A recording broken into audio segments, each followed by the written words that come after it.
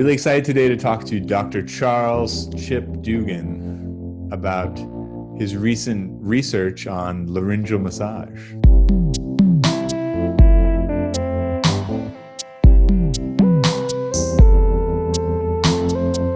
Hey, Charlie. Hey, Chip. How you doing? I'm so glad to see you. So you just spent a good chunk of time doing research on laryngeal massage. Yeah, you're right. And so I thought it'd be cool for us to talk a little bit about it because it's something that I've been interested in singing and in the voice for a long time, but only recently had I ever heard the term before. I think I had maybe gotten a sense of it, but it was not something that was like in the common sort of conversations that I was having with voice teachers or with other singers. So I think maybe we could just start really simply. What is laryngeal massage? Okay. So there's a lot of different therapies and approaches to, physical manipulation of the structures of the voice and the larynx that fall under this umbrella term of laryngeal massage. And that includes some proprietary things, like voice massage and other things that are used in different countries that have their own names that translate to something in English, and also types of or different ways to do the laryngeal massage, which include laryngeal manipulation and things like that. But in general, it's a laying of hands on the neck to push out muscular tension. When you say there's like proprietary different kind like forms of this, do you mean, is it kind of like yoga where there's like these different like schools of yoga and they all kind of have like a different kind of vibe a little bit, or? Yeah, that's exactly it. That's a really good way of interpreting it. And so part of my research, which was survey work of speech pathologists and what they do on their singer clients and how they administer the massage that they do, where they learned it from, what they tell their singing clients about, how to do the massage possibly on themselves. What we find is that, okay, so if we just like go back historically, the first person to ever write about laryngeal massage was a speech therapist by the name of Aronson. And so he wrote about that in the early 90s, I think. From there, other people have, developed and glommed onto what he did, what he recommended that they found was successful. And that includes therapists beyond the practice of speech pathology into physical therapy as well. And some medical doctors also, espouse different approaches to the technique. So this is interesting because I think, we often as voice teachers would think about tension in the musculature. Like we're really focused on kind of like, it feels like a little bit higher than the larynx position a lot of the time. It's like we're really focused on jaw and tongue tension, maybe neck tension, but we're thinking about it almost more as an alignment or something is like kind of where I hear that more often. But it would also make sense that there's kind of like more internally, there's all these little muscles and they can get tense in the same way that any muscle in our body can get tense. So it makes sense that like massage might be a way of approaching this. So I say something that's cliche to my students in that everything is everything in singing, meaning everything is connected in the singing. You can't just have a problem with the breath that doesn't affect, glottal closure, or you can't have just some tension in the jaw that's not affecting your resonance. And because of the way that the vocal tract works is, let's get fancy as a non, linear sense that things that are happening at the front of the vocal tract are affecting things that are happening at the base of the vocal tract. What's happening in, up the street is affecting what's happening down the street. And so it's all interconnected. And so, yeah, and just like you're saying, you know, a lot of voice students struggle with tension in the back of the neck or tension in locking the jaw. And it's like, okay, well, that's 3 inches away from the area in question.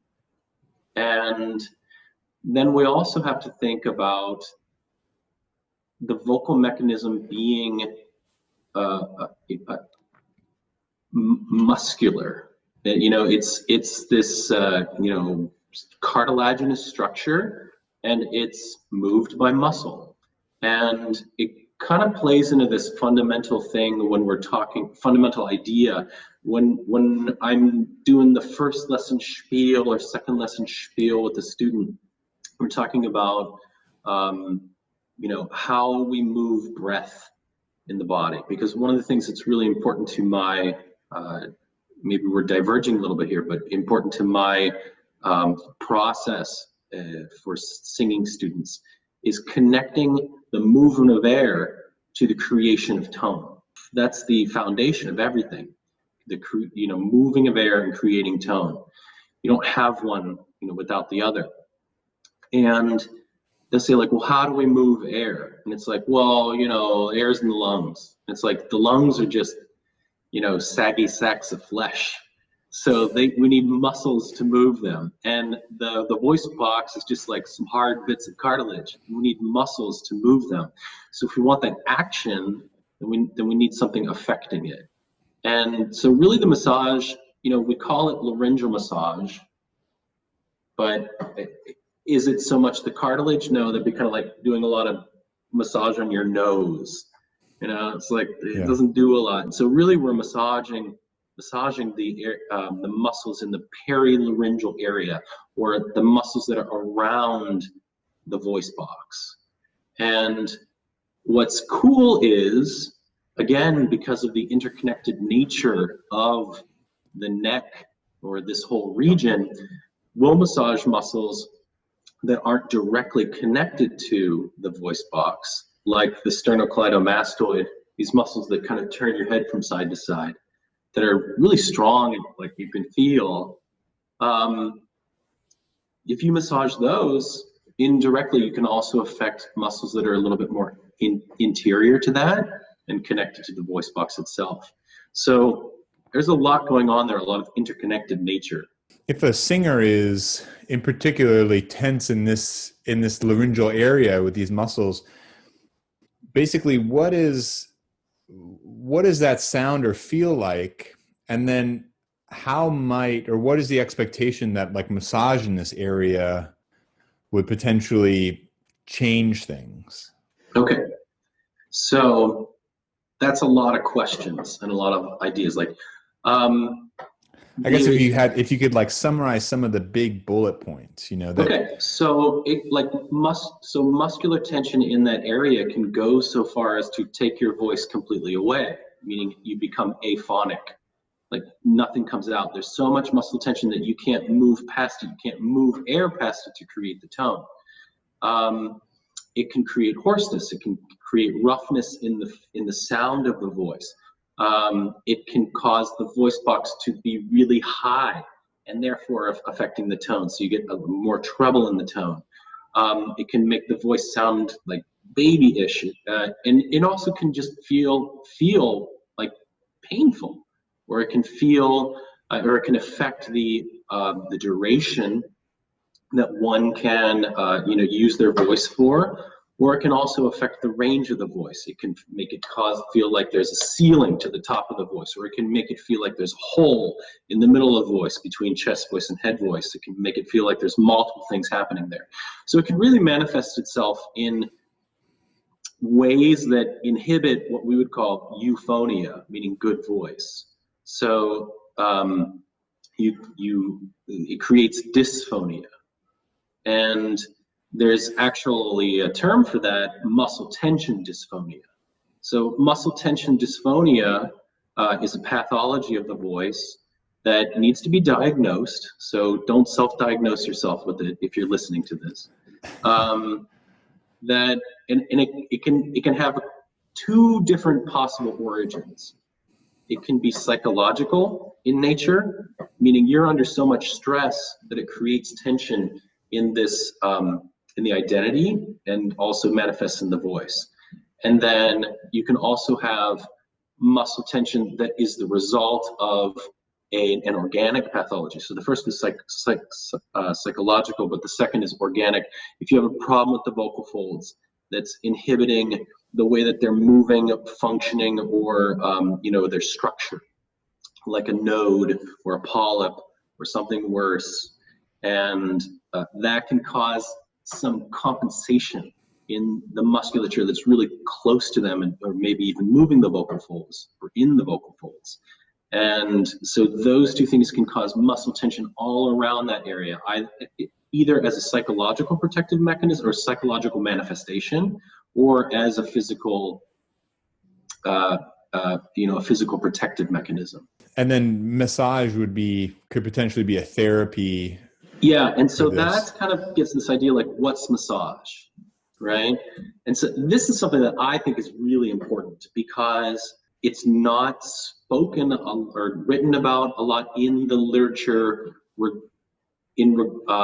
for speech pathologists, who are the people who primarily are going to be giving this type of therapy. Massage works in a couple ways, in a couple really cool ways. Obviously, massage is as old as society, as old as written history, and massage does feel good. And so it's this like application of what feels good. And it's like, okay, so why does massage feel good? Okay, so scientifically, massage does a couple things. It works very similar to non-steroidal anti-inflammatory drugs, or it works along the same pathways as those type of drugs, like ibuprofen, in that it reduces inflammatory bodies, in and around the cells, called cytokines. So it can kind of helps get those out of the equation. And then it also there's my cat. It also stimulates mitochondria, or mitochondrial function, which is good for the cells. It increases the metabolic rate of the cells, which facilitates repair. Then there's theories of massage.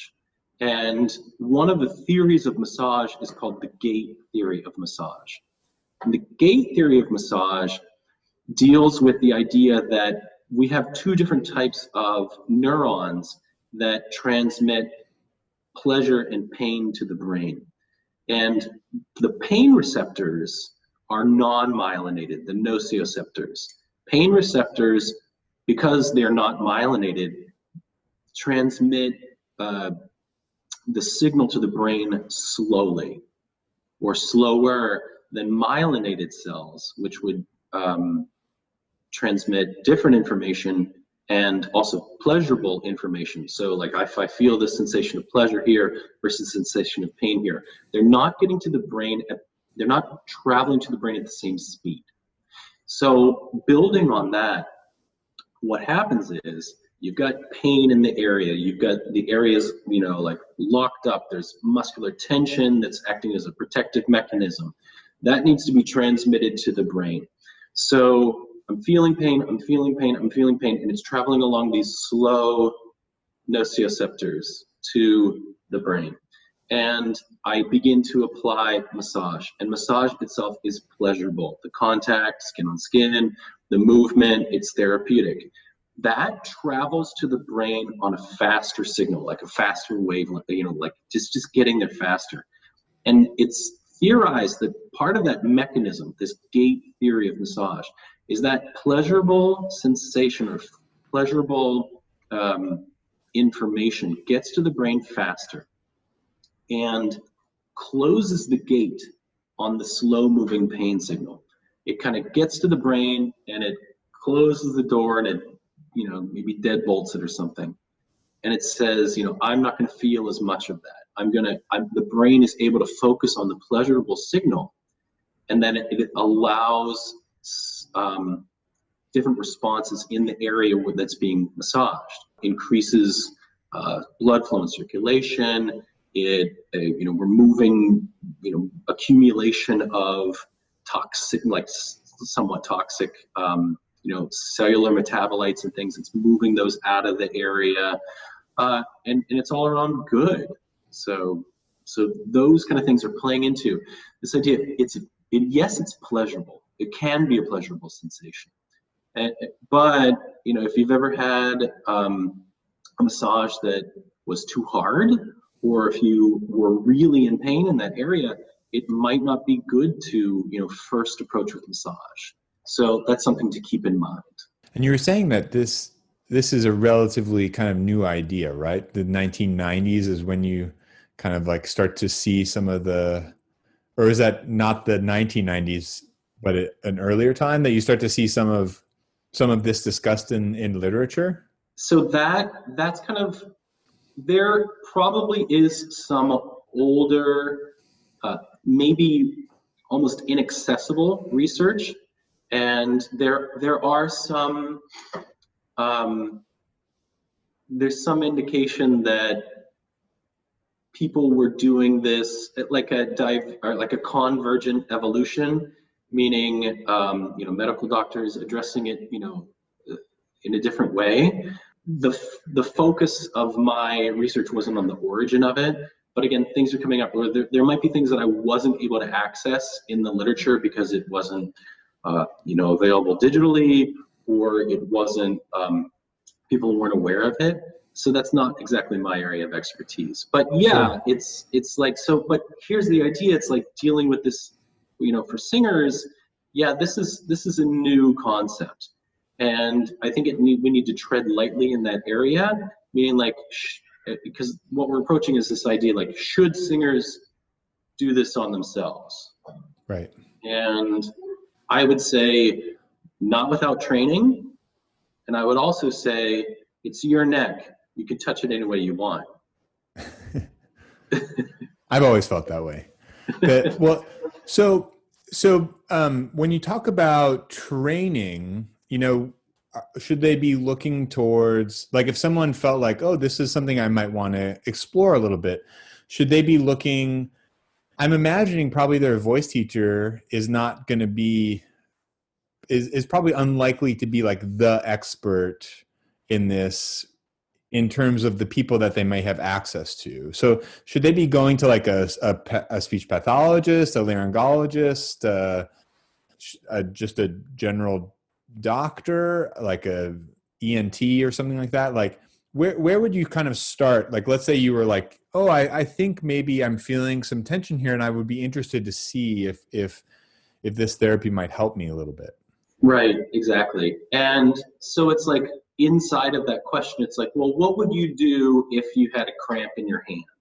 It's like, my hand feels crampy. And it's like, well, probably the first thing that you would do is kind of like, I don't know, apply ice or heat, or you must start to massage it yourself a little bit. And it's like, is that the best kind of massage? No, but it's the first, a possible, intervention, with the smallest barrier, like self-applied. Financially, it doesn't cost anything. You didn't need to leave the house. You didn't need to consult an expert, and you're kind of using this intuitive wisdom to just kind of address that issue. And so it's like, would I recommend that? Yeah, sure. Do what you think is right. But ultimately, if there's an ongoing problem, or if there's a change in your voice, or if you're feeling pain when you're talking or singing, you should talk to a professional, and you should talk to your voice teacher. Sure, they're the first person you see. You should let them know, because they're going to be tapped into a network of other voice professionals that may include doctors and speech pathologists to address this issue for you. So the answer is kind of like with most things in that area, where it's like, if something feels weird, you start to go to whoever in your network is kind of closest to you. And then hopefully the kind of referral nature of these kinds of things would kind of spread out. How did you personally get interested in this idea? I'm not sure. That's a perfectly acceptable answer to that question, yeah. And all questions. I'm not sure. I'm not sure. I think I'm drawn to it by it's a very direct application. Because other things are in a way indirect manipulations of the voice, other therapies of the voice. So like part of the nature of the therapy is what they call direct, meaning like you actually are affecting the muscles directly. Whereas if somebody's doing something like vocalizing into a straw, they're using the semi-occluded vocal tract, resonances, or they're doing, lip trills or tongue trills or any of that class of exercise. Those are indirectly affecting the voice by, changing the acoustics of the vocal tract, by changing its length and the aperture of the vocal tract. Those things are indirect. Other approaches are also indirect. I think it's safe to say that, in the creation of technique for, a singer, we're grasping at this. It's not like a clarinet or trumpet or something where it's like I can see the instrument, I can see where I put my hands down. The teacher can kind of like get a good look, like, your fingers are kind of doing weird things. They're pulling away from the keys too far. Whatever it is.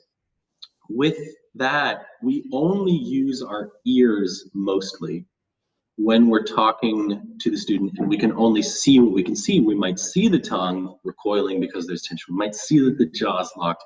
We can ask the student to palpate, underneath here, like see if the root of the tongue is giving them trouble. We can see the posture.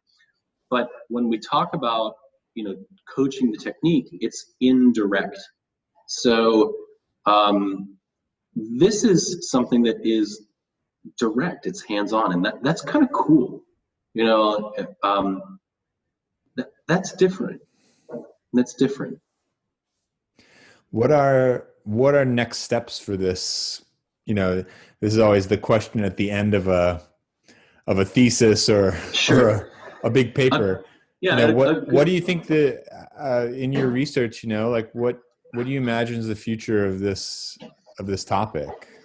Okay, so what's cool is there are a lot of really intelligent, wonderful practitioners of the different techniques of laryngeal massage, and they're doing really good work, and they're helping their clients, they're helping other singers, and they're working together to teach each other about what they know and what we know about laryngeal massage at the moment. But what we've kind of come across, or what I came across in my research, is that currently there isn't a gold standard for the type of massage, laryngeal massage, that's being done.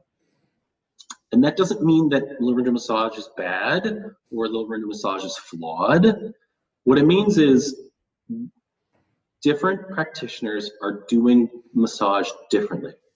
And we need to find out, I would like to find out, more information needs to be found out, whatever, about how this massage is being done on singers. And we want to get some information about, is there a best type of massage that can be done on singers? Can we create a gold standard? Or can we find out if different applications of massage affect the voice of singers differently? Is there a kind of massage that may help increase the range, or is there a kind of massage that may help optimize the voice? There's some research that's being done by Nicholas Perna at Mississippi College, and he's trying to see, like, can we optimize the voice, or does laryngeal massage work as well as like a good warm-up or other intervention for the voice? So there's stuff to be found out about how we're using massage. As with all things.